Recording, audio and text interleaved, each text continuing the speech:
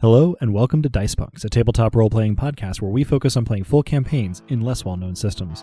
This week in episode 24, the party splits and disasters loom.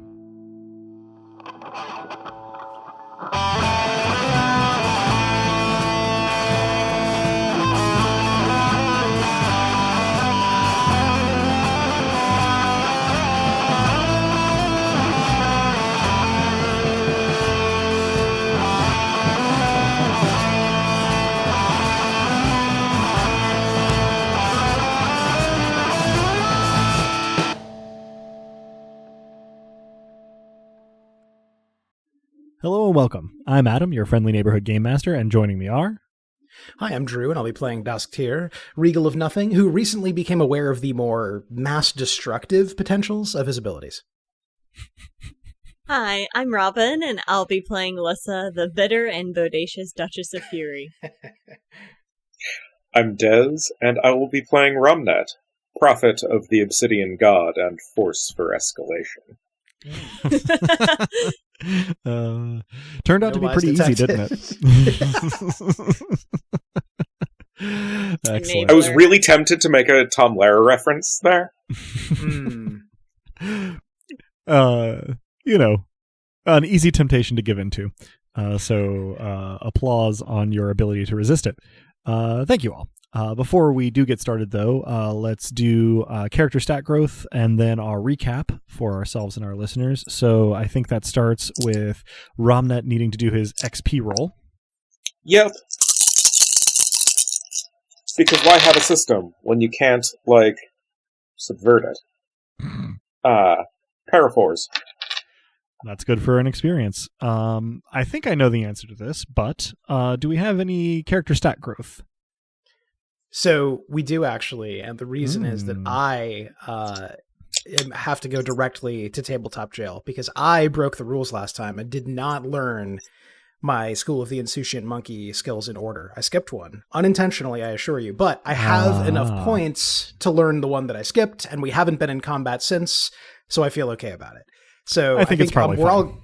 We're all good if I keep my drunken monkey, and additionally I spend the 3 points I have on Monkey Fist, which basically means if I successfully spoil an attack by dodging, I get to counterattack. It's more specific than that, and I will speak the full rules into the congressional record real quick.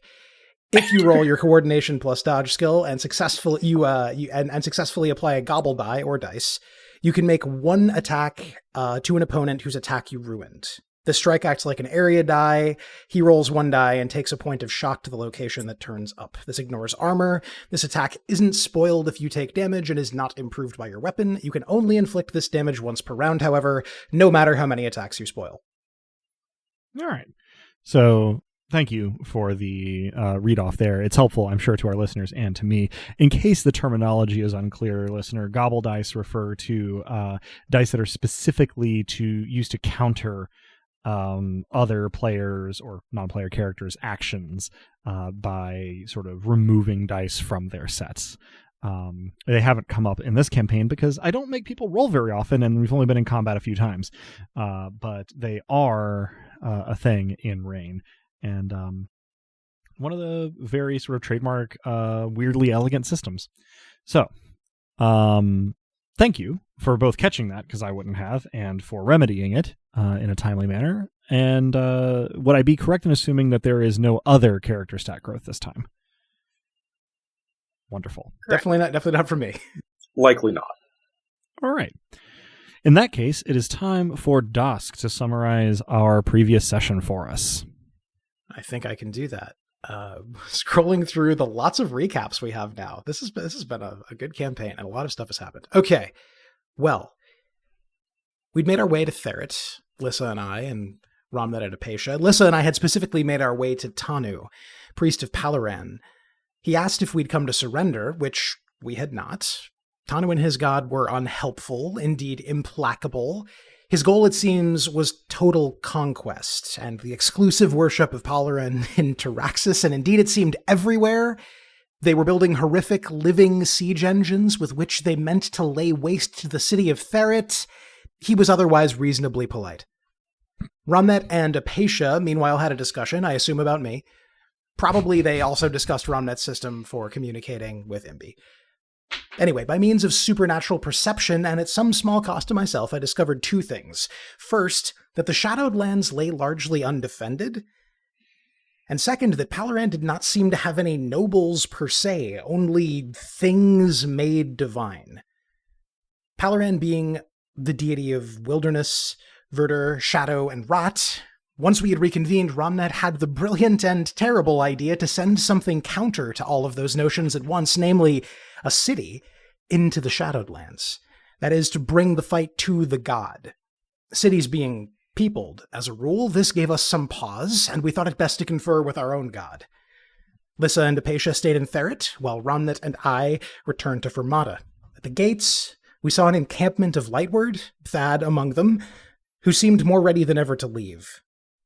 En route to the manifestation, we encountered Ia, Viscountess of the Sun, who seemed surprised, and not unpleasantly so, that we'd found ourselves a common enemy out from the Shadowed Lands. She suggested that we contact Ventis. And that's pretty much where we pick up, although, thank you, by the way, for that recap. It was excellent. I am going to buck, sort of maybe the natural flow here, and I want to start back on that wall in Theret, where Lissa and Apatia have been left to their own devices. Returning then to the resumption of action after our session break, we rejoin here Lissa and Apatia atop the wall north-facing of Theret, and Romnet and Dask have been gone a moment or two. Full dark has set in here, and the fires and eye shines of the various parts of the encampment outside of Theret sort of fill your vision when you face northward, and if you look southward, the oil lamps, torches, and candles of the city have come alight in the past half hour or so. And Apatia, for her part, seems kind of contemplative, staring off into the middle distance north of the city, leaning one hand on the wall in front of you where it's crenellated, but perhaps not to a degree that would be useful in an assault, just kind of to express the overall futility of attempting to defend these walls in a traditional way. Does Lissa get up to anything in particular now that her brother Nobilis and the prophet of her god have returned to their chancel? I would probably suggest to Apatia that we should check in with Dosk's family and let them know what we observed in the camp below, and the fact that they are building siege engines and should probably prepare for war. She nods once and says, "That does sound wise. I think I will probably leave most of the talking to you. Being around that many people, as I think you can probably imagine, is a little bit of a cacophony for me, and I don't know how they feel about having an alien nobilis in their midst." She tears her gaze away from the middle distance north of the city and says, "If it is all right with you, in fact, I might go in search of Imbi. I can only imagine how isolated she feels currently, and no matter how uncomfortable it makes me, I feel I should try to be there for her as a sort of noble sister of sorts. I hope you won't think me rude for abandoning you." No, of course not. I think that's very kind of you to look out for her. She nods somewhat morosely and says, "I suppose when things change, they change rapidly and all at once." And she gives you a sort of wan smile that is made all the more uncanny by the sharp teeth that it shows. And then, seemingly on a sudden impulse, gives you a tight and brief hug, sort of around your waist, because she is quite a lot shorter than you. And then pulls back and says, "I do hope to see you later this evening, though. I could really use just some time with a friendly face. And she gives a decisive nod and then waves and leaps off the wall rather than taking the stairs down into the city. I probably startle when she full on leaps off the wall, but then remember Nobilis. And after that, make way back to the tier house. All right. While you are traveling, we will jump back over to our conversation in progress here in Fermata. So, Dosk and Ramnet, you have mounted the steps to the manifestation where Io was sitting looking somewhat forlorn, and noticing your presence seemed quite a bit more animated. And she had just suggested that if you were looking for some sort of immaculate stasis in a landscape, that the place you might look might be Ventis. But I did not give her a chance to elaborate on that before I ended the session. She, for her part, does seem to expect that that will mean something to you. Can I roll lore to actually know things, not to clue dispense? Sure. Hey, can we both roll lore to see if we know even a little? Can both roll lore? Please do, in fact. I would like to note for the record that you need to up our metal roll tally. Ooh. Hell yes. Hell yeah.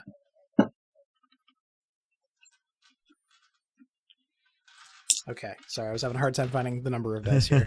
You're all right. I'm about to roll a voluminous 7 dice. Ooh.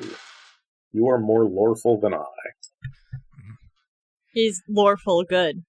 That was damn good. That was damn lawful good. I have to go to sleep for 1,000 years. That is, I mean, spiritually, it doesn't touch the roll that Des just got, but it is paratense. Well, still a flying success. So, in fact, both of you have heard of this figure before, not in the context of anything that you've come to learn about the nature of the world since your involvement in matters of Mott, but it is a name associated with the Carolan wastes and the trade caravans that come across it. Let's see, Ramnet, you are aware from having interacted with these people at certain points in your much more widely traveled past, that the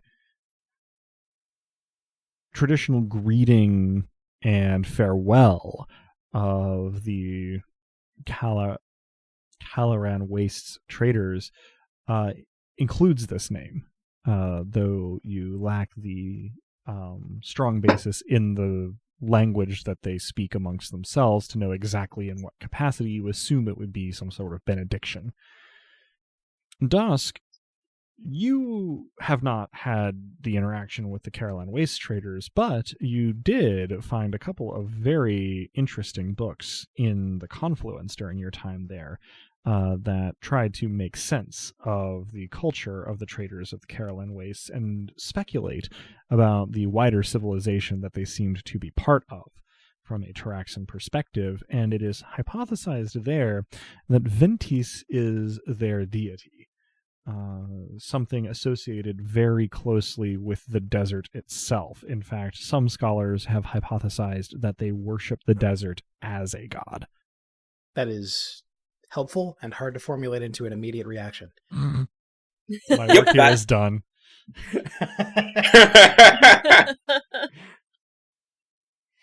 So what I'm getting at him is that you like leaving Drew flat-footed in front of other nobilis. I think, Des, that you have played enough of tabletop games with me to know that that is the preferred sort of state that I like to leave players in when faced with non-player characters generally. I mean, that or body horror, yeah. Fair enough. So, the listener is reminded that may or may not be foreshadowing. Even I don't know. All right. I guess my reaction then is I attempt to sound like I know what I'm talking about, and I say I think we'd had in mind more a city than a desert, but that's intriguing.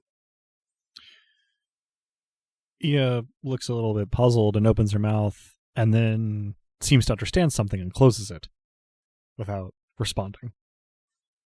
I will try to non-verbally prompt her to share her thought. Possibly a charm fascinate. Yeah, I think for anybody else it would be Charm Graces, but because you will have that Right. troubadour background, you will roll a Charm Fascinate for 3 plus a Also, master die. to wiggle smoking void eyebrows, that's fascinating. It is indeed specifically romantic outlaw charm. Indeed. So that is a pair of 10s already, becomes 3 10s. All right, that is pretty substantial. Muzzle tov. So Ia looks thoughtful at your prompting, and she says, "Well, I have never been to the Caroline Wastes myself, but it is said there are cities in the desert. I don't know how they manage it. The cities in Sirtha, even in the very, very driest parts, are located near water, so perhaps there are sources of water deeper in the Caroline Wastes. But I imagine that Ventis would not appreciate the relocation of one of her worshippers' cities without some kind of bargain being struck. However, certainly a place where your interests might coincide. The goddess of the desert, by reputation at least, is no friend of the forests, so..." She shrugs a shoulder. "That would be where I would start, especially since I have been getting the feeling that your god and mine are not likely to make common cause anytime soon." And she sort of grimaces as she says this. There does seem to have been recent and quite open conflict between them. I'm glad to see that doesn't necessarily mean eternal war between us. She shrugs the other shoulder independently and says, "Perhaps it should, but I am..." And she shakes her head and then looks at Dusk directly in the eyes for the first time in the conversation. She says, "I will be honest. I am cut off. I cannot communicate with my fellow nobilis outside of Fermata. I cannot communicate with Sirtha, and I cannot leave. If it is in your power, I ask that you release me. I would just as soon be gone as I am sure you would be rid of me." And are you the only of your entourage remaining here, then? Of course. Our first stop for help and counsel was going to be a bit closer to home. I gesture at the manifestation. This is a matter we can certainly bring up. I cannot promise a straightforward answer, our god being our god, but I have no desire to imprison you here. She nods with little enthusiasm, but seemingly with gratitude, and says, "I suppose that is all I can ask. Thank you. I will return to my quarters in your manse." And she gives a slight bob of her head and starts to walk down the stairs. I will gesture toward the manifestation to Dusk. I do think we should make our way. Imprisoning other nobilis seems different. Par for the course? Those are the two options. Well, again, I run into the problem of my being new around here.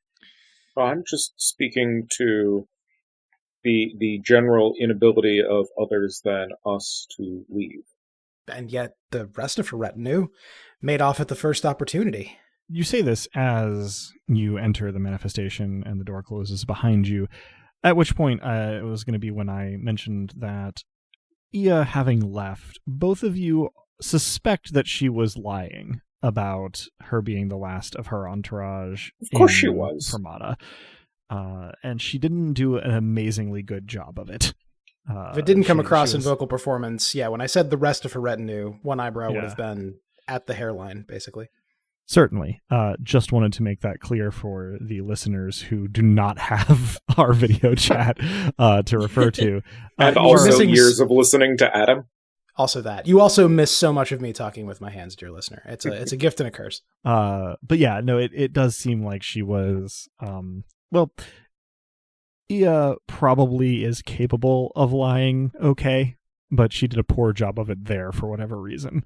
And it left you both feeling like there are probably at least one, maybe more, Sirthans still in the city. I mean, that seems like a domain site thing that... Can I sound for Sirthans? Certainly. This would be realm divination, I assume. Yeah, exactly. So before you do any of that, your realm being 2, which would be good for lesser divinations without any miracle points in it, I will need you to roll for me knowledge plus scrutinize for 6 dice. Knowledge plus scrutinize. Interesting roll. Okay. Coming right up.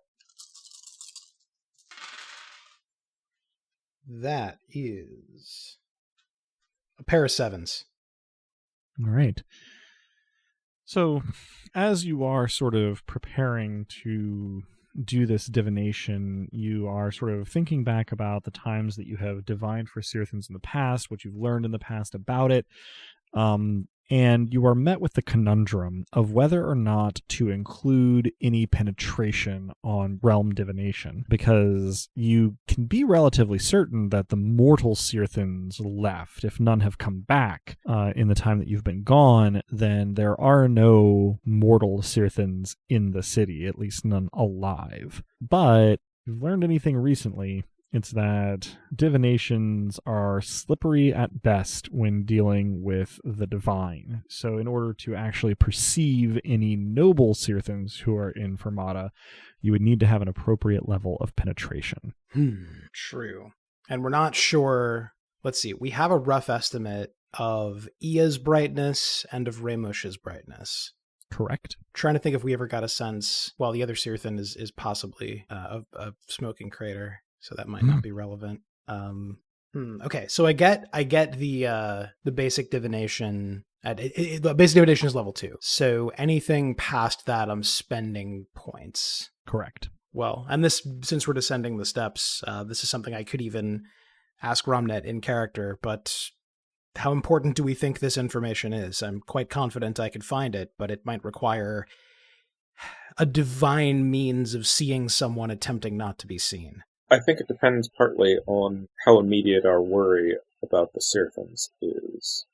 They do seem not to be even in our top 3 problems currently. And for the record of the Sirthan Nobilis that you know the level of spirit for, Ramush, who you can be relatively certain is not still in the city, is spirit 3, and Ia, who you just spoke to, is spirit 1.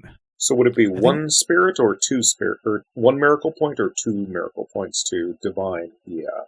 It would be 1 to divine. Okay, Ia. so you need to meet the Autoritas, not overshoot it. Yeah. Now, so that means that you could spend anywhere from 1 to 5 miracle points to go from minimum penetration to maximum plausible penetration for a Nobilis.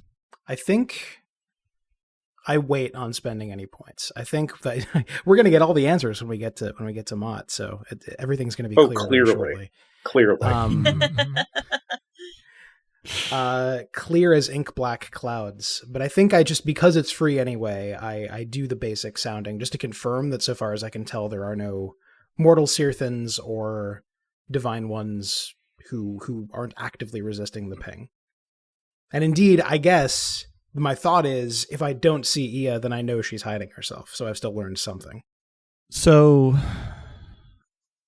when you do the level 2 realm divination without any penetration on it, you detect 0 Sirthans.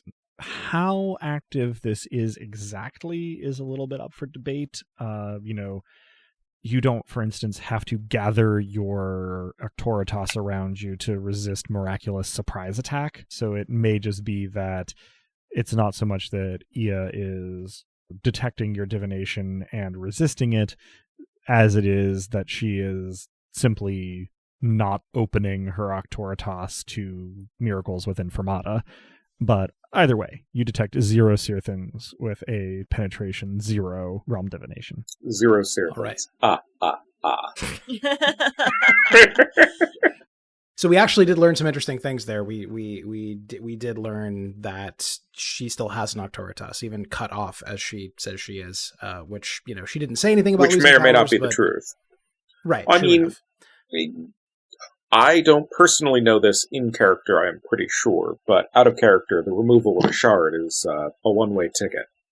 There's it not is- a safe way to do that. 100% of the time she's- fatal.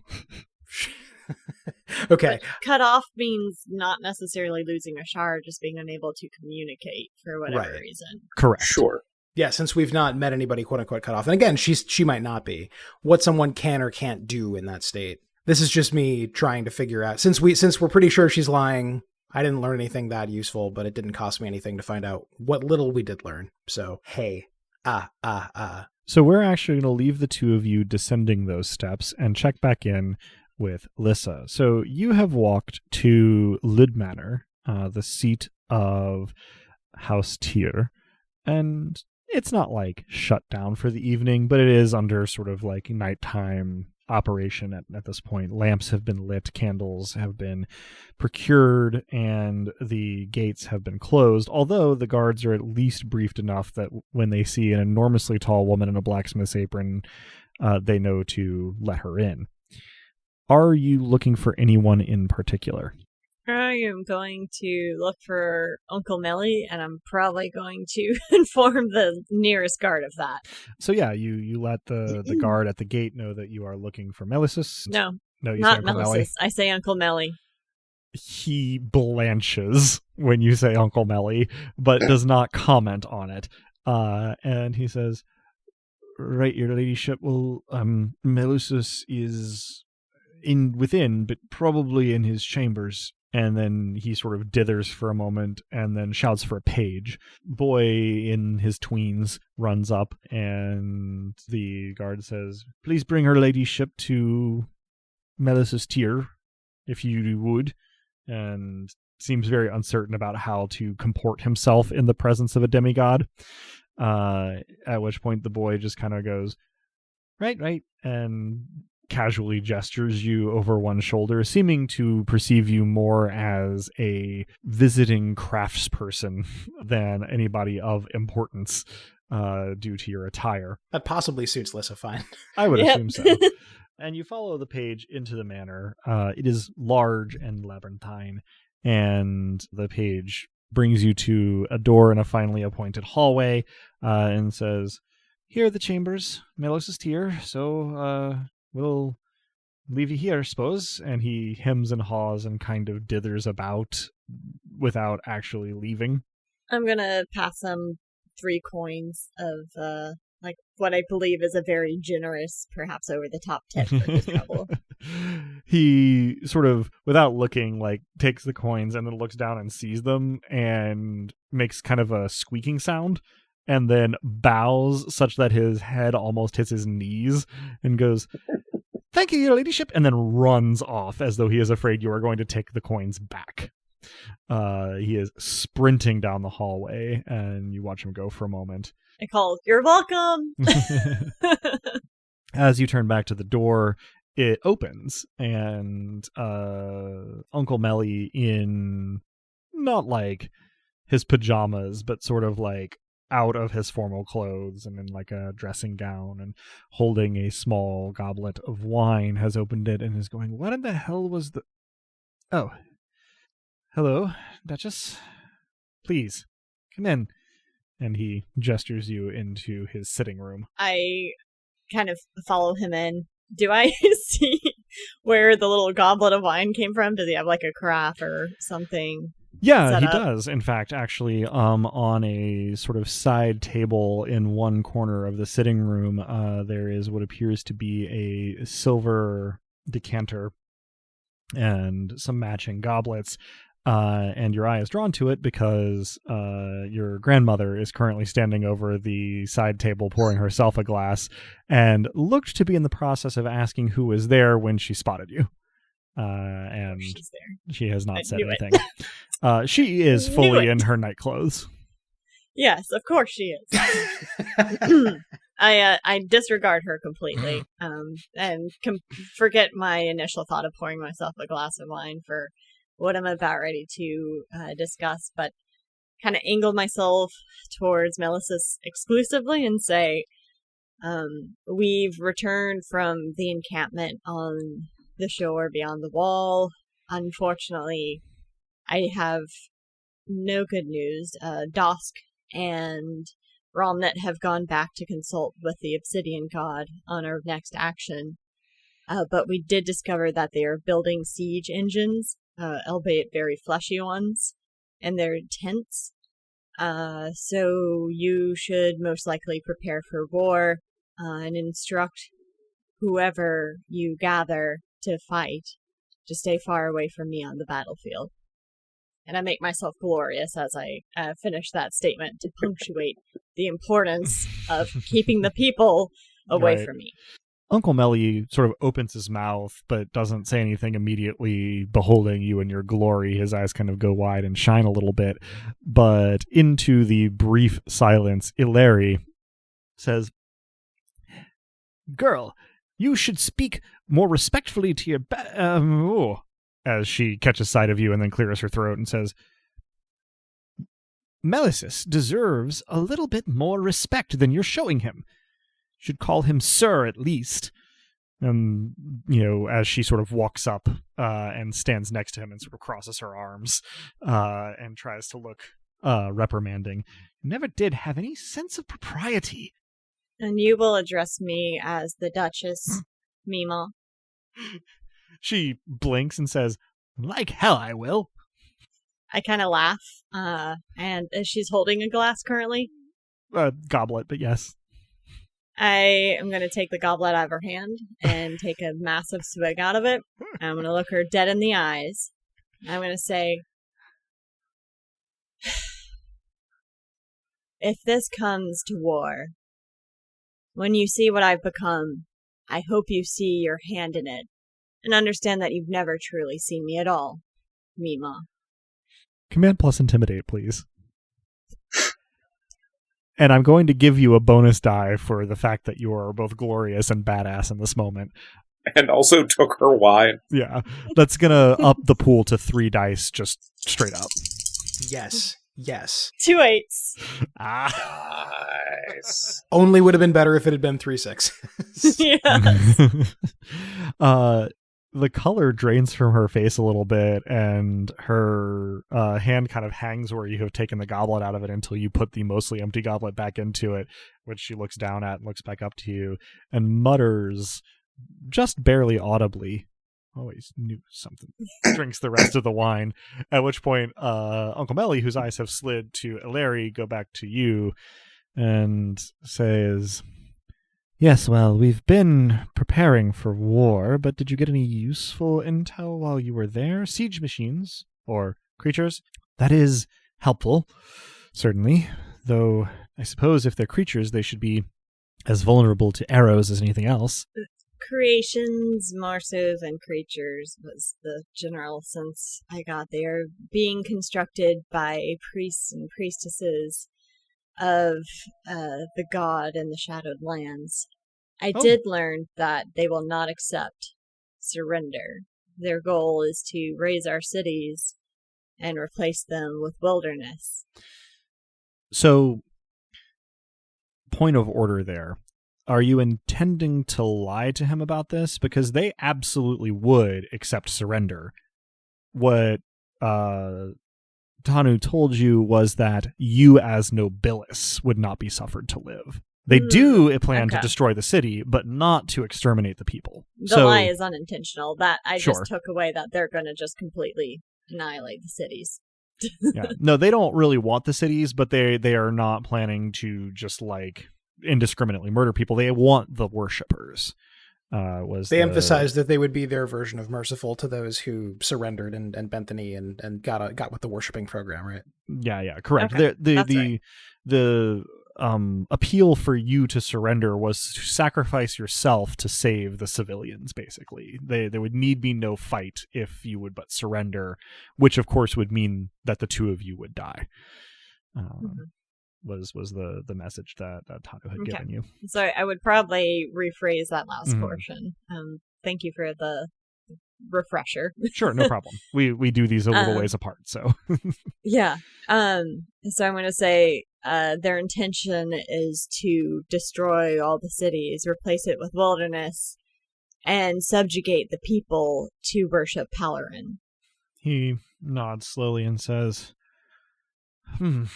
It seems that the idea of holy war is no longer merely fiction in Taraxis, and he contemplates his wine. He nods and says, Thank you. I'm sorry to see that my nephew has buggered off at this important time, but hopefully he can beseech the Obsidian God for some help. We have plenty of weapons, plenty of arrows, we have a lot of fire, but as you've seen, our walls were not really constructed for an adamant defense. It's never really been necessary. But, well, it also does not seem as though their army is what you might call disciplined. Not at all. Not. And you have a 2-woman army at your disposal until Dosk and Romnet return with the Obsidian God's favor. He cocks his head and says, This may be untoward of me, but under the circumstances I think you can see your way to forgiving me for my curiosity. What exactly do you mean, 2-woman army, and to keep people away from you on the battlefield? Are you volatile? Not volatile, but I have a way of... You should just ask your prophet. He knits his brows together and goes, I thought you said he went... Oh, you mean Brother Umber. Well, if I can find him, I shall ask him in the morning. Did you get any indication of when they might be ready to press the attack? I did not. It seemed like they were still assembling the siege engines. And would I have gotten a sense of how far along they were? I knew they were recognizable, but... Yeah, hard to tell, but given, the timetable that you sort of have been given the impression of by the story of the siege, probably not too far away, but you'd be surprised if it was, in the next 24 hours. I relay that information and kind of describe the progress I observed being made on the siege engines, even in the time that I was in the tent. Mm-hmm. Melissus kind of sits down in an easy chair in his sitting room, and Ilaria, for her part, wanders over to a window and broods out of it in a somewhat wounded and sulking way. But Melissus sort of looks down at his drink again and looks back up to you and says, I don't suppose you think that there would be any wisdom in something like a sortie. The idea of having to fight on the walls is, well, I'll understate it as unpopular among the other families in Theret. Having not had contact with demigods as we have, the other merchant houses are, well, I think, eager to reap spoils that they imagine could be had in the camp, as well as to be known by the rest of the cities as the defenders of Taraxis, and he loads it with a ton of scorn. I'll have to admit I'm a blacksmith. I'm not familiar with war lingo. What are you suggesting? If we were to take a force outside the walls and hit them while they didn't expect it, well, it would be popular. I'm asking you if you think it'd be effective. It would certainly catch them off their guard before they are able to construct siege engines and force their way into the city. He nods a little bit and he says, That is the hope. The worry, though, is that our entire force that we can muster from all of the houses, even if we start arming some of our non-men-at-arms with spare weaponry, only really comes to about 10 or 12,000 on a good day. We'll be, as I understand it, quite seriously outnumbered. Or I could provide a distraction. and you could seek to sabotage their siege engines in the tents, light fire to them. He raises an eyebrow and he says, must be some distraction. Well, if we were to sortie, say, to the south, if you could provide a distraction in the north that would keep them from bringing reinforcements down their lines, the biggest advantage that we have, as I understand it, is that we can concentrate our forces, and if they wish to maintain the siege, they cannot. Doesn't seem as though they really understand siege warfare, given that they haven't tried to close the port, but it has been very expensive to supply the city by sea, and it would be helpful to secure a line through the cordon. He nods once and he says, I'll bring it up at the city council tomorrow morning. We might be ready to move as early as tomorrow evening, so I'd appreciate it if you'd be on standby. And then he sort of looks left and right and motions you a little closer. I lean forward. He gets very close to you and murmurs and says, and I would appreciate it if you would be a little more civil to your grandmother. I understand there's bad blood there, and I frankly don't want to know, but, well, it appears that if you're around here, you won't be rid of each other for a while, so. He kind of trails off. I can agree to that, under the condition that you return the favor to Dosk. Should be very proud of him. He leans back and sighs and says, you know, Duchess, the damnedest thing is that I am. It's just, well, habits are hard to break where family is concerned, and I inherited mine, so I can agree. I will try to do better. He finishes his wine and sort of gestures at it. He says, feel free to drink before you turn in, but it sounds like we should probably get some rest. You're welcome, of course, to the guest rooms here, and he kind of glances at various parts of your attire and says, I'll understand if you wish to seek rooms in the city. He fishes around in a drawer and hands you a small metal seal in a leather wallet and says, this should get you complimentary lodgings almost anywhere in the city, though I do recommend staying away from the docks. I'm sure you can handle yourself, but it wouldn't necessarily be very restful, if you know what I mean. I appreciate your hospitality and your time.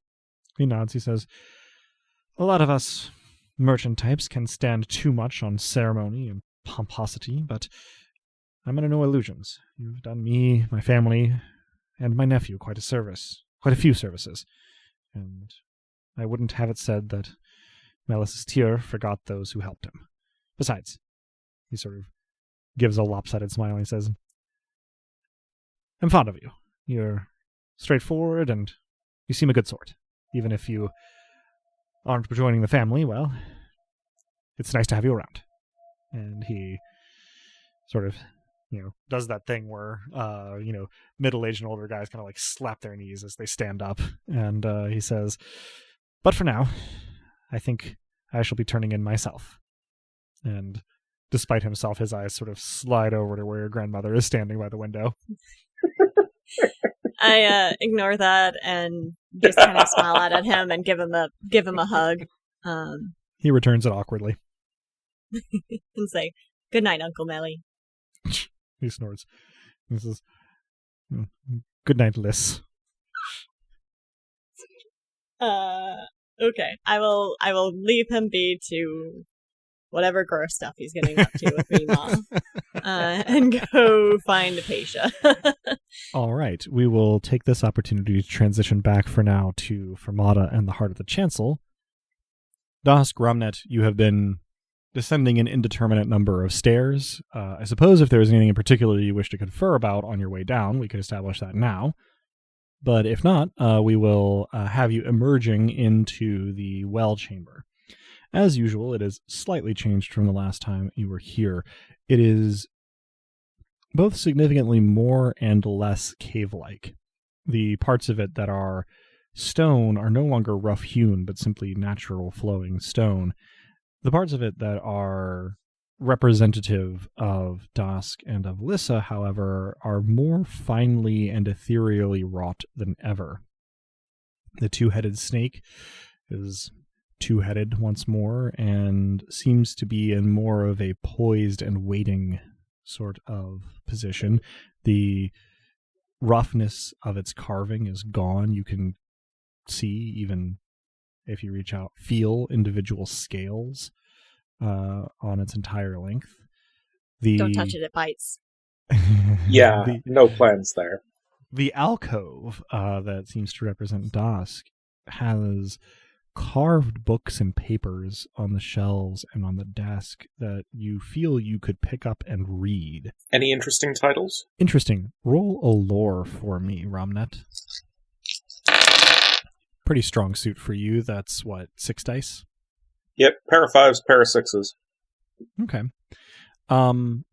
It takes you a moment to realize that the writing on the spines of the books are in a language that you have seen once or twice, but do not read.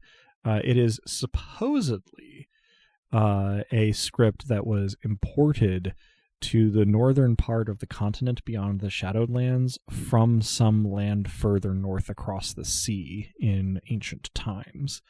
You had seen it a couple of times on older volumes in private libraries in Taraxis, and you kind of suspected at the time that they were spinning a bit of a yarn, that this was, something like a newer creation, maybe for some kind of hermetic order or secret society. But now you think maybe they were telling the truth.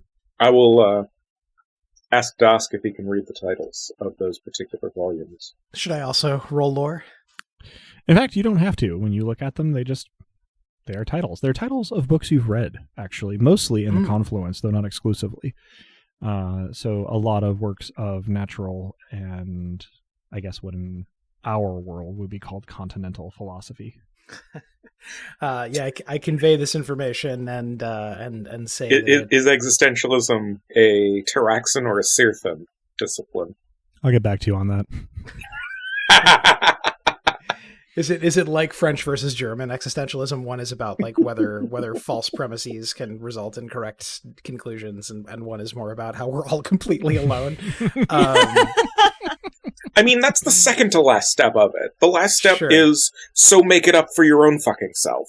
Right, that's the important part people miss. Yeah, so I convey basically all of this, and I say like these texts taken as a whole are quite relevant in that they're about making it up as we go along and lacking a plan. I will laugh and then give you a kiss on the cheek. Oh, I will blush, if not furiously, then certainly notably. Your hair Miyazaki's during this process. Spectacular verb. Spectacular verb. That's a great image. So, this exchange having been done, I presume that the two of you turn toward the well. We do. So, Das, certainly I do. Presuming that you are taking the lead here as the nobilis, which may be an incorrect presumption, my question to you was going to be, in what way do you attempt to communicate with Mott? That's a good question. I think because we've had so little success with sensible words before, I try assuming the aspect of nothing and thinking very loudly, we would make war on wilderness, verdure, shadow, and rot. Interesting. So, you assume the aspect of nothing. Ramna, what do you see when Dusk assumes Remind me of the rules for, or the like operative bits of the description for the aspect of nothing? Because I was also about to ask that. Please. I was going to ask Drew for you to read it. Sure. So there's so much there, and yet the quote from the rulebook is, characters with this gift of domain are so close to their estate that they may replace their body with a construct of their domain. In Dusk's case, this means that he can become an empty vessel, the sort of vacuum that nature abhors. What someone sees when he takes this form will vary wildly by person, but it is not necessarily the case that they see nothing, which is to say that Dusk does not necessarily disappear. He may instead take the form of a confusing exception to the rule, appearing to, for example, an attacker or interlocutor, to suddenly take the form of whatever would make the current conflict irrelevant or absurd. You are a humanoid that is like the night sky, dark and outlined, and you can see figures in it. And there are stars, but they do not illuminate. Well said. I love it. Yeesh. Yes. So, for a moment or two, Rumnet, you behold this aspect of nothing. As Dosk, you try to broadcast your intent to your Imperator. I am loath to do this again, because I've already bent the rules once to do it, but I do want you to roll your knowledge plus sense, 2 stats instead of any skills. 6 dice to roll. I can do that. A pair of 7s, and also a pair of 1s, if you care. 2 successes, actually, and this one is kind of interesting. So,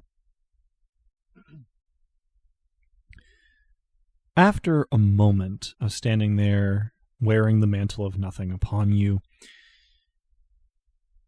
your sense of the space around you, which is always perfectly dark, you can see things in it because of Mott's nature, not because there's any light there. But the vision that you do have becomes occluded. It's almost like getting tunnel vision, but it starts in the middle of your vision and spreads outward rather than from the outside in. And you can feel the presence of Mott around you, but as always, Mott is formless. Rumnet, for your part, this part you also experience. Not as darkness flowing up from the well or out from dusk, but centered on you as well, filling your vision. This is an interesting experience because the last time you remember having this experience was when you were brought to Fermata for the very first time. I was brought here. Well, in a manner of speaking. So, Dusk, Mott does not, in this case, speak to you using words, and you sort of infer that still riding somewhat high from their recent victory over Sirtha, Mott has, if anything, become more capable of communicating with you. Mott communicates to you through images, feelings, and sort of noetic understanding that they are very good at combating that which is their opposite. If an imperator or a noble or a phenomenon involves light or openness, communication, or sobriety, then Mott is very good at countering it. Part of why Mott has commissioned you and Lissa is to handle those situations where Mott's enemies are closer to their own portfolio. Imperators of night, of shadow, of storm, for instance.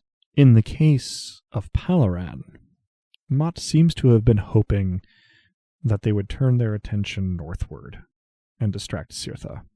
This is less of a remark or a communique from Mott than it is an impression that you kind of get from a variety of sensations. You infer it. Mott is reluctant to directly try and bring their power to bear on Palaran because it could have essentially backdraft for Mott's own portfolio. However, Mott has seen in your mind the suggestion of involving Ventis and does not disapprove. The idea, however, of putting Fermata anywhere in the physical world, Mott strictly forbids. Within that, you get the feeling that Mott is pleased by your resourcefulness in thinking of a solution to the situation with Palaran's army around Theret, that going for the god themselves is a clever idea, and that weaponizing anything you have to hand that would seem to counter Palaran's portfolio is a way that you are encouraged to think. With that, Mott recedes from your consciousness, and it takes you a moment to get used to having a body again, having been that close to the thoughts of something kind of incomprehensibly vast and inhuman leaves you feeling itchy to be physical and to have thoughts emanating from a brain rather than some kind of spirit mind. As for any kind of help from Mott, you find, once you can see again, that you are holding in one hand a small obsidian totem that seems to show, well, it's like a goblet on one side and a knife on the other side. Almost like something you would see on a playing card. But it's very, very smooth, especially for obsidian. This is not unusual for Fermata, but you understand, sort of intuitively by looking at it, that if you are able to destroy this, crush it in your hand, or dash it on the ground, it will give you an influx of miraculous power. You're not sure how much, because such things are hard to reckon quantitatively, but Mott has given you something of a boon in their approval for your nascent plans. Rumnet, you spent this interval, seemed relatively shorter to you, reeling through what seemed like a cosmos in which the stars were going out one by one, feeling exhilarated and terrified at the same time, and you return to your own body standing in the heart of the chancel with both a manic grin on your face and, perhaps for the first time since you acquired your smoking void skull, tears wet on your cheeks. This is pretty much par for the course for Mott, just more so. I will have tried to inquire about the Sirthan remnants in the city. You think at first that Mott is not going to answer you about this, but you find that when you have returned to yourself, you have somehow, thankfully your fingers are still mostly intact, but somehow used a finger to scratch into the rock wall next to you, written out the word 3. Well then, I have now used my fingernail to scratch into obsidian. Mm-hmm. That's not worrying or anything. Why would it be? I can't see any reason. So, you have both more or less simultaneously returned to your own senses, although it takes both of you a long moment to reorient yourselves.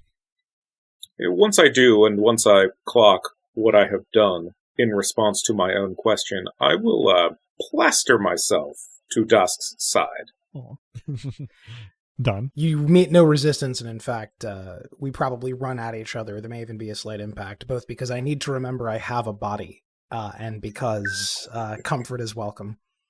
There are no words until there are a torrent of words, and I try my best to explain what I've experienced, beginning with the fact that words may not be the most useful way to talk to the big they'll stairs, and then explaining that it seems they approve of our plan, and that perhaps they've even, and I waggle the mysterious object.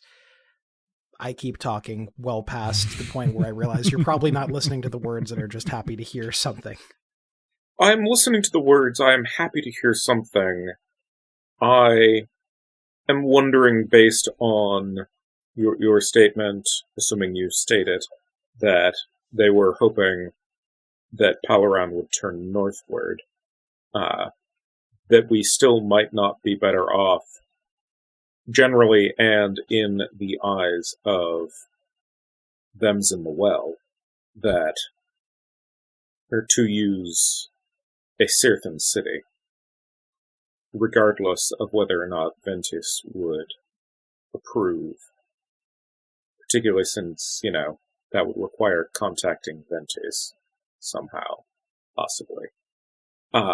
Separately, probably before that, when you're talking about words and their inutility regarding a boss, I might make a slightly desperate joke of, oh, I'm glad you didn't just jump into the well this time.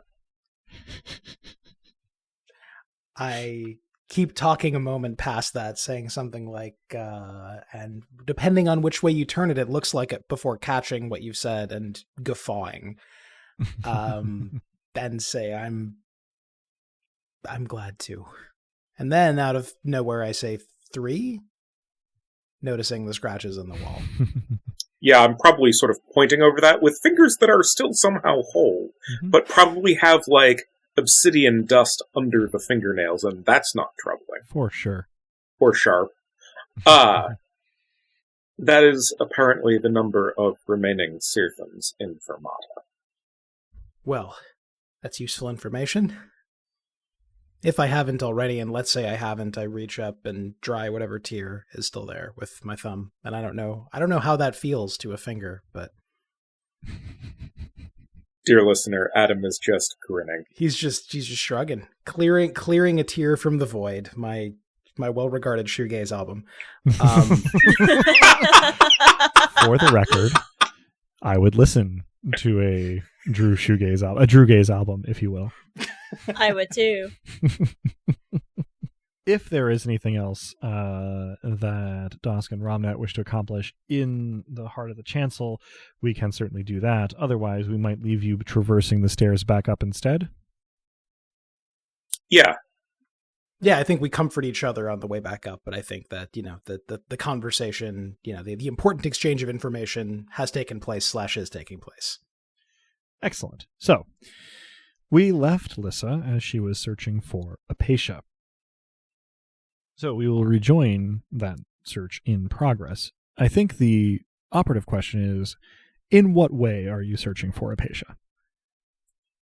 I probably would initially think about doing the sort of ping that I did with the Dosk wall in Fermata several sessions ago, and then realize, well, she won't receive that ping. Because as much as she's a friend, she's not necessarily within our familia. So instead, I'm going to create a very tiny pocket of furious joy around me, hoping that the sensation serves the same purpose. And then and probably head to where I would think she would be with Envy. Okay. So yeah, you sort of wander through the city in the direction that you imagine or guess she might have gone, at the very least cutting a line across the city so that you sort of maybe come into her range. Oh, just make a luck roll. Roll a d10 for me and tell me what you get. 4. 4. All right. Well, let's see. You wander around for a while with this sort of pocket of furious joy around you, and you observe the relatively subdued wartime nightlife of Theret. There are plenty of people who are still out, but they are mostly packing themselves into their favorite pubs and taverns and drinking and then tromping home morosely. At the very least, Theret does not seem to be short on beer, wine, and spirits. This is a little bit of a bring down, though it helps that you have surrounded yourself with a pocket of furious joy. And you wander through, sort of the part of the merchant's quarter between you and kind of the more middle-brow districts. You wander, not quite randomly, but a little aimlessly, let's say, through that quarter for a while before making your way down on the hill a little further into the less well-to-do districts. And it's a decent little span before anything particularly seems noteworthy, and you certainly don't see Apatia within that. But you do, after a short sort of stint through the edge of the docks district, hear somebody cry out in evident pain from a nearby alleyway. I'm going to go check and see what's going on. You sort of dart to the mouth of the alley, and it's fairly dark, but that doesn't seem to inhibit you very much these days on account of Mott and all that. So, glancing into the alley, you see that you have in fact found Apatia and Imbi, and a couple of what appear to be Taraxan sailors who are currently clutching their faces and yelling as they sort of try very, very hard to get away from Apatia, who has blood on her mouth. Imbi is In which nobody is shocked. Yeah. Imbi is pretty much watching it. Maybe not nobody. Do the sailors count? Spoken like Romnet. Sorry, the peanut gallery will shut up over here. Thank you, Wattler and Staldorf. I will assume, like, my first gut instinct is that the sailors tried to be untoward with Envy or Apatia, so I'll approach Apatia after taking a brief talk to make sure at least Envy and Apatia are fine, and be like, what happened here? Apatia, upon sort of detecting your presence, turns with like teeth bared and then sees it's you and goes, "Oh, Lissa, good to see you. These fellows are being rather uncouth, and, well, I tried to get them to leave, but they didn't seem to take me seriously, so, she sort of kicks a foot in the, sort of loose, dirt and rubbish covering the cobblestones of the alleyway and says, I might have eaten them a little bit. They'll should be okay, but, well, it seemed the thing to do. I had to make sure Imbi was okay." She shrugs and looks a little bit like when you scold a dog who is very sorry. Adorable. I'm assuming they're like bleeding, but they're not completely down. They're probably just they're not at their faces. Even in the alleyway anymore. By the time Apatia finishes saying that, they have run. They are around the corner and gone. All right. No harm, no foul then. As they disappear, Apatia grimaces and spits and wipes her mouth. She goes, "They did not taste very good." And then she looks a little thoughtful and cocks her head and she says, Would you miss a little bit of blood?" I don't suppose I would. She sort of licks her lips a little bit, but gets more of the sailor's blood on her tongue and goes, and kind of like tries to get it off again and says, "Well, I may take you up on that, but let's find somewhere else first. I did find Imbi," and she gestures with two hands where Imbi is standing, and Imbi has literally got her hands folded in front of her and her shoulders back and is just kind of watching the conversation impassively. I smile and wave and say, "Hey, Envy!" She inclines her head at you graciously. Oh. I will suggest that we don't stay in the docks, per recommendation from the Tier family, so we could go find lodgings in a more sailor-free area of town. Apatia kind of nods, somewhat enthusiastically, whereas Imbi again inclines her head graciously and then makes to follow where you lead, as she doesn't know her way around. Apatia, for her part, sort of reaches a little up to grab your hand and then extends her other one to Imbi, who looks at it and looks at Apatia and then looks at it and then tentatively places a hand in Apatia's hand. The adorable chain hand holding is just it's very so good. wholesome. All right, so where are you taking them? I imagine during cutting through the city, I probably saw some form of inn that looked comfortable enough or caught my attention for particularly Lissa reasons. You know what? I'm going to leave this to a roll. Fun times. It's going to be a Sense Plus Sight roll. Not fun times. I thought you were the one rolling. Nope. Funny times, not fun times. It's fun for me.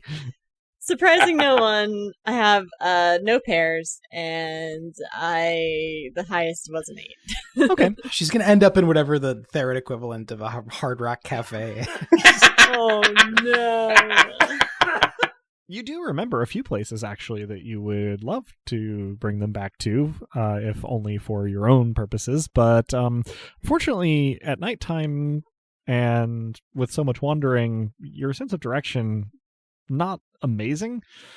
You can keep the uphill-downhill axis pretty well in mind, but the first couple of places you try to find, you don't actually know where to look for them anymore. So you end up just kind of like as you're passing by being like, this looks good enough. And it's only after you have entered and started to try to draw the bartender's attention that you realize that this is, yes, an inn, and yes, a tavern, but also a bordello. Emby, for her part, seems not to have taken any notice. Apatia is regarding the goings-on here relatively curiously, but seemingly without any particular alarm. How old is Envy again? I believe she's in the 6 to 8 range. I'm gonna immediately kind of cover her eyes and escort her right back out and make sure Apatia comes with me. You have and to be like, Envy, this is a conversation we can have later when you're older. I'm happy to give you all the ins and outs, rather literally. Just not today. She, Emby, for her part, sort of looks at you, looks around, looks kind of down at herself, looks at you again, and shrugs exactly one shoulder very slightly, but makes no complaint about being pulled out of the place. Apatia, however, you have to actually, like, sort of grab the back of her shirt. Not quite drag her out by the collar, but sort of like give her a tug to get her started. She seems very interested in whatever her synesthetic sense is telling her about this place. Let's find someplace that's a little bit more child-friendly. Yeah, you take a couple of more minutes, but you find a place that is sort of in the same relatively inoffensive band as the first inn that you and Dosk visited on your first time in Theret. Not the same place, but it has a lot of a similar vibe. It's stone, half-timbered. The common room is large, but not very full. And it's seems to be catering toward those in the employ of the major trading families. So it's maybe it doesn't see a lot of kids, but also is more a place of business than a place of pleasure, which maybe dampens Lyssa's spirits a little bit, but is certainly much more of a universally appropriate venue. This one gets Aunt Lyssa's approval. In short order, you have arranged for, I guess, however many rooms you wish to arrange for. Within reason. I will address this question to Apatia and Envy. Envy does not seem to respond in any way, and Apatia says, well, and looks around and says, I suppose we could have as many as you wanted. 2 rooms, please. The bartender nods, giving Imbi especially a very weird look. You hand over the money, and he hands Flash you the little wallet, too, I'm sure. Yeah, that actually is, I'm glad you remembered, because he starts to read off the amount and then sees the wallet and immediately backpedals, bowing so fast that he almost clocks his head on the bar. And without you even having to say anything, begins to prepare and then serves up 2 glasses of what appears to be a house vintage of wine for you and for Apatia, and a small cup of tea for Imbi. I tip him handsomely. He looks horrified, but eventually does take the money. When I see the horrified face, I reassure him, friend of the family. It's my pleasure to tip you. You're fine. He gets his breathing under control. Thank you, milady. And immediately tries to go see to one of the very few other patrons still in the common room. Yeah. So I hand out the glasses accordingly if he has not already done so. Mm-hmm. And I bring Apatia up to speed on the tactical plan that is being presented to the council tomorrow. Mm-hmm. She listens, but doesn't seem to fully understand, sort of the reasoning behind the decisions, but she does reassure you that if it's a distraction you need, I can stand up to an awful lot of mortals at once, and gives you a shark-like smile. Yeah, I was thinking the same thing about Mavia. I imagine that she would be quite the distraction. And between our two powers combined, I think we could manage quite a lot.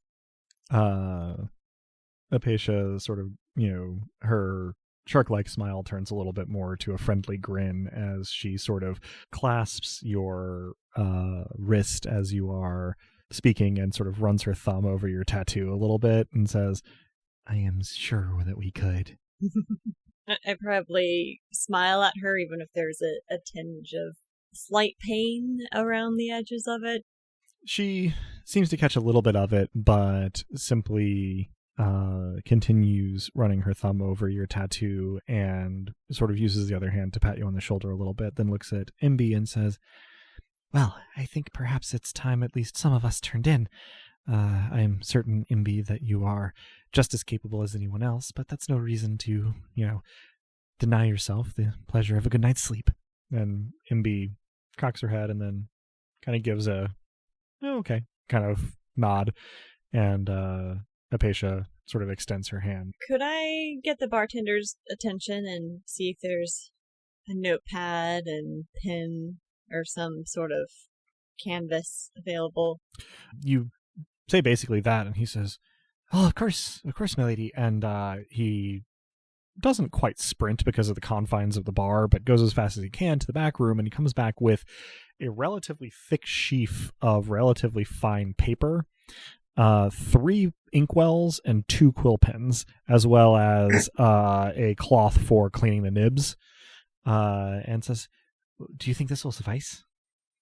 That's more than enough, thank you. And I just take a very large fistful of coins and set them on the counter in gratitude. He looks at them and goes, "Milady, it's truly our pleasure to serve. And seems to be remembering your previous conversation about tipping and takes half of the coins with him as he goes to see to another table, leaving all of the writing supplies with you. I won't push it. I kind of gather them up and I turn to Patient and B and say, well, and B, do you think this would help? If you need anything, you can let us know. She kind of nods slowly and then uses some of the signs that she had worked on with Dosk, and Apatia sort of watches raptly, and then Imbi takes one of the quill pens, dips it, and rather than writing, draws a little bit.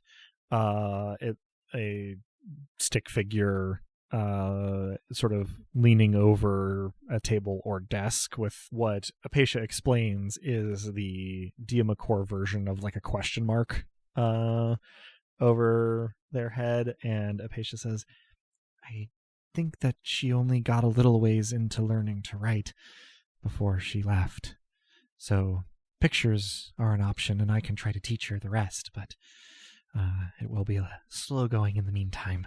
And she sounds kind of pained. I smile and say, well, pictures are a great start, and we can teach you the rest, and we're here to help, and I hope you won't hesitate to draw some more lovely pictures if there's anything we can do. She gives you a nod and then takes her teacup and begins up the stairs. Apatia helps her get settled into one of the rooms and then sort of stands indecisively in the door looking torn. I mean, you're welcome to bunk with me. She gives a tentative smile and then says, Does the room include a meal? I assume so. She looks a little hesitant and sort of glances around and says, well, I mean, I know we had talked about it, but I am quite hungry still. The sailors were not at all nourishing. Yeah, that's fine. Just I'll obviously need to have my wits about me tomorrow. Oh, no, of course. I would not want to take too much.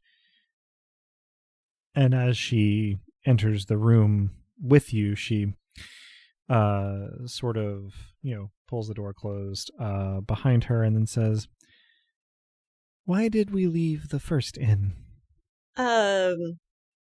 So it was something called a bordello, where individuals make a living by selling their bodies for pleasure. I think I might have misunderstood. My miraculous understanding of Taraxin is not always perfect.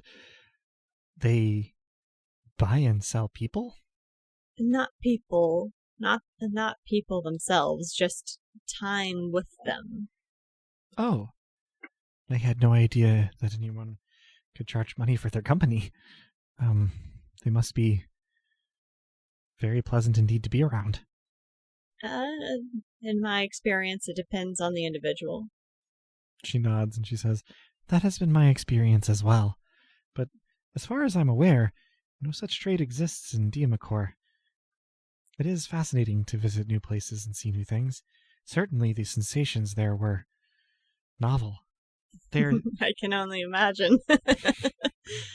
They're similar to things that I have detected before, but were also somewhat different.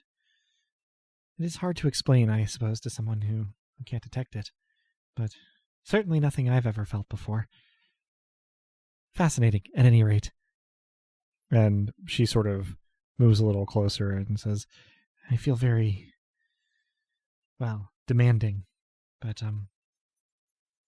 well, your blood is very nourishing, and I most hold pleasant." my wrist out Yeah, and be like, I don't know how this works. She glances down at your wrist and sort of licks her lips a little bit, and then some color rises to her cheeks, and she looks slowly up from your wrist, kind of traveling upward towards your face, and says,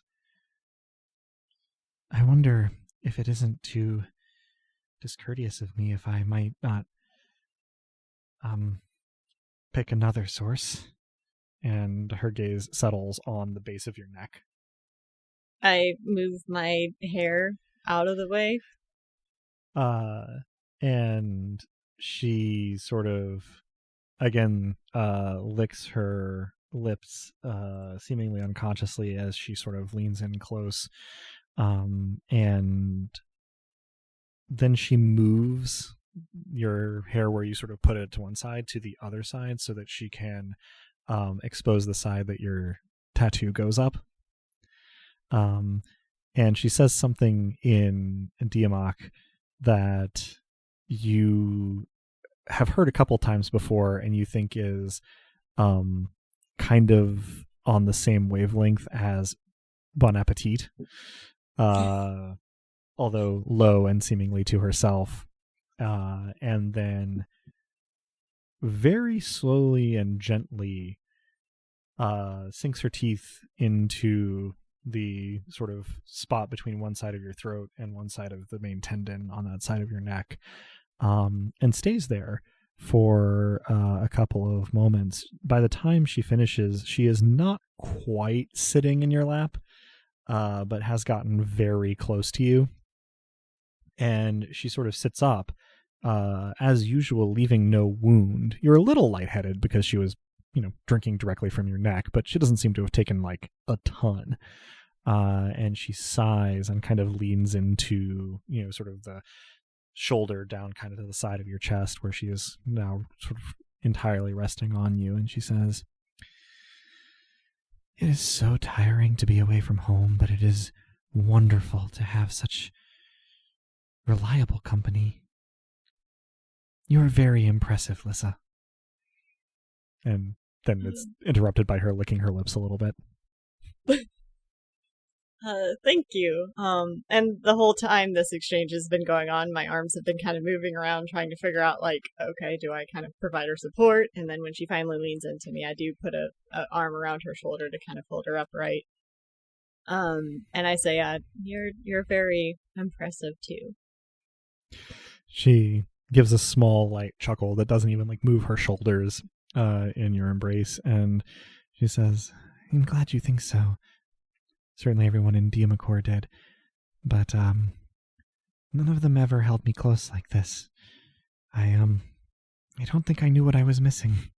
And she sort of rests her head on your shoulder a little bit, and she starts to sound a little drowsy. I bring up my other arm to kind of hold her closer. She kind of snuggles a little closer and says, I am glad that you came to Diamakor. And though Mother Nix might not be happy to hear it, I am glad that I came with you as well. And she slowly kind of drifts off. I probably, trying not to wake her and holding very still, pull a blanket up around her. And you begin to pass the night in this way. So we will catch back up now with tracking back to when Dusk and Romnet have emerged from the stairwell of uncertain numbers of stairs and back into the manifestation. As we are climbing the indeterminate distance, I will inquire of Dusk both whether we should go back immediately and how we might go about contacting Ventus. Would it be worth giving Ia a chance to deal plain with us? We now know more than she told us. Perhaps we can catch her off guard and find out whether there's something we don't know about contacting Ventus, because the solution seems good, but almost too good.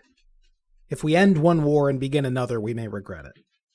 Well, I would imagine that the contacting of Ventus would be a negotiation to demonstrate that what we are planning to do is not only for our benefit, but would also benefit Ventus as well. Wolf. You have just been sort of, sensorially... That is in character. Set through a ringer. No, in character I laugh and I say, well, you're quite right, of course, and I suppose we owe it to ourselves to try. There's no peaceable solution, but maybe there's one that's not... Well, I mean, the other option is we simply draw a Seraphim city. It would presumably not destroy the city by moving it, but it would be a strike at both of them, potentially. Both Palaran and Seraphim.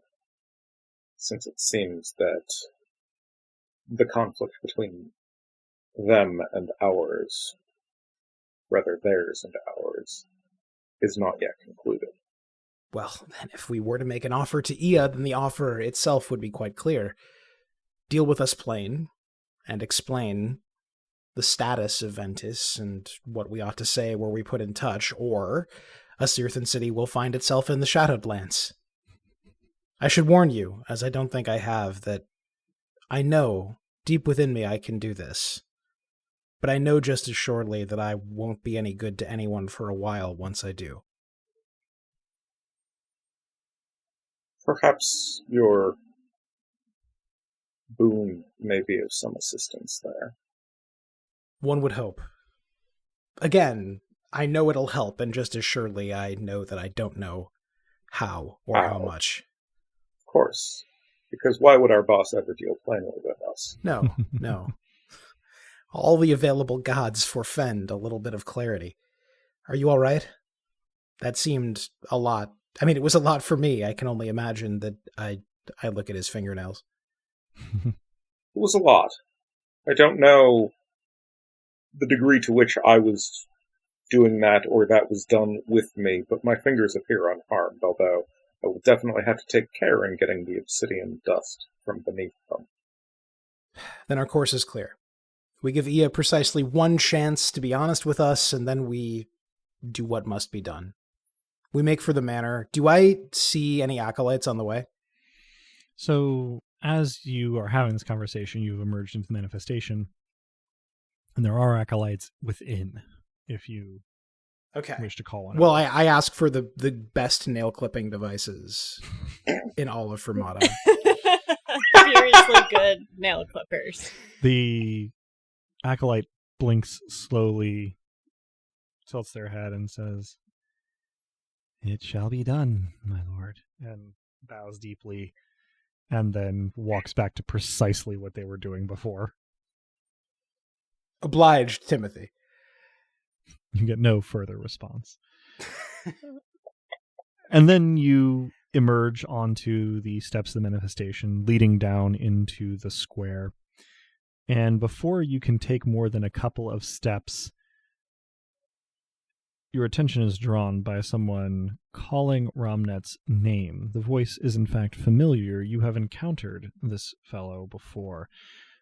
He was, last time you saw him, near the manifestation, holding a missive, seemingly in Romnet's hand, arranging a rendezvous of some kind that Romnet, of course, had no recollection of writing. Now, he looks disheveled, a little wild-eyed. He's even been changed, as have so many of the residents of Fermata, somewhat.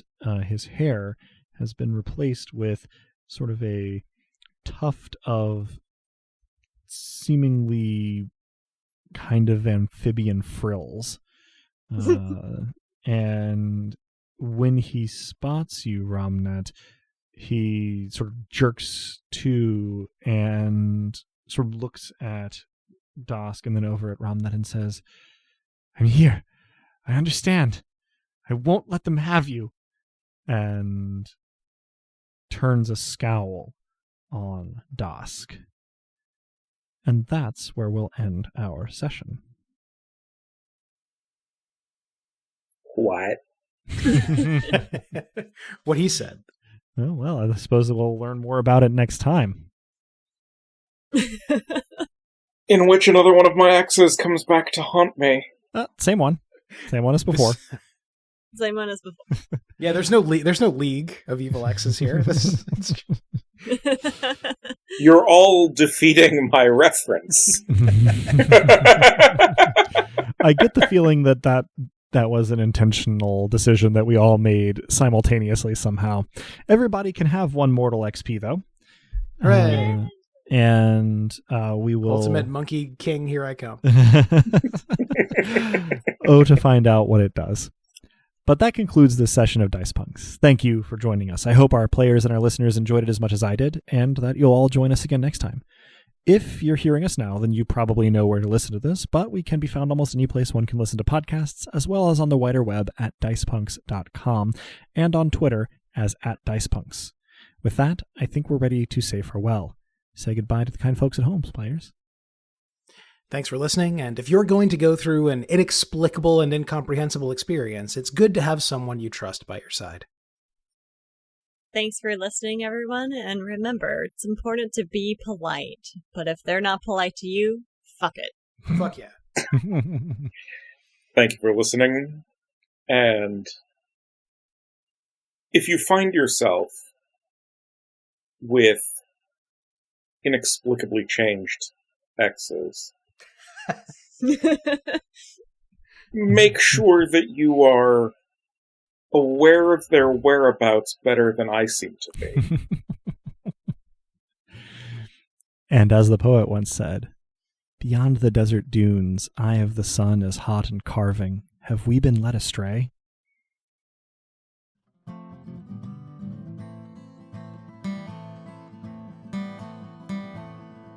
Thank you, dear listeners, for tuning in, and stick around through the admin stuff. There's a DOS fact, or rather, a DOS debunk, waiting for you at the end of it. The songs in this episode, Theme of the Dice Punks and its acoustic version, were written and recorded by the Regal of Nothing himself, Drew. Cover art is by Joanne, who has appeared on the podcast now and again. Check out her work around the internet, where she goes by Anything So's Embroidery. Site design and graphics for dicepunks.com are by Robin, the player behind Lissa, the irrepressible Duchess of Fury. Rain and the One World engine it runs on were created by Greg Stolze, whose work can be found in a frankly astonishing number of cool places, but you should visit gregstolze.com to get a handle on it. Nobilis was created by Jenna Caterin Moran, can be found alongside much of her other really intriguing work, both in and outside of tabletop roleplaying, at farandsunlessland.wordpress.com. Links to both systems and authors can be found on the Punk Grimoire section of our website, dicepunks.com. Thank you so much for listening. If you liked what you heard, well, that is reward enough on its own, really. But if you're so inclined, you can help us out by rating or reviewing us wherever you listen to us, telling your friends who you think would like us to give us a listen, and even by heading over to our Patreon at patreon.com/dicepunks.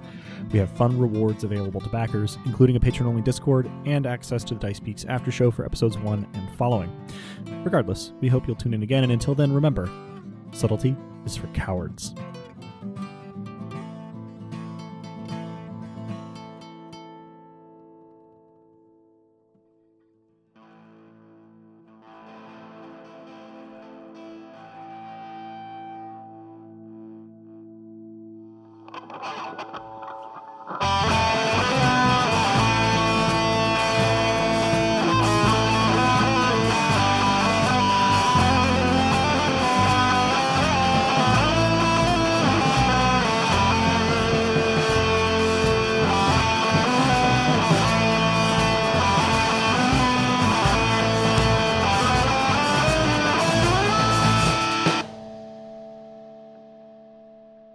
So for a bit of a change today, here's a story widely believed, but one that I'm fairly certain isn't true in the slightest.